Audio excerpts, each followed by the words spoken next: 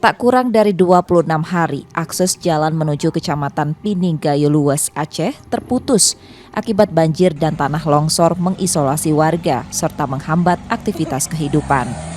Keterbatasan tersebut berdampak pada perekonomian dan pemenuhan kebutuhan dasar masyarakat. Forkopimda Gayo Luas, Kapolres, Bupati dan Wakil Bupati serta Dandim Gayo Luas bersama tim Blue Tax menembus medan ekstrem menggunakan kendaraan off-road. Perjalanan dilalui dengan mengawal langsung pembukaan jalan meski harus berhenti di sejumlah titik akibat lumpur dan material banjir dan longsor. Di hari kedua, tim bertemu warga berjalan kaki, memikul durian menuju Blangkejeren untuk dijual. Warga pun mendapat bantuan sembako.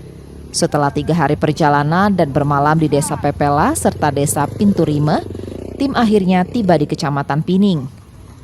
Kita sudah menempuh waktu kurang lebih 4 hari, kita sudah sampai di Pinturime di Desa Pining, Kecamatan Pining, yaitu daerah yang terselir selama 27 hari pasca bencana.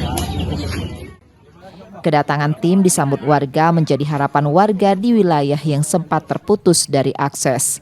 Tim Liputan Kompas TV, Gayo Luas, Aceh.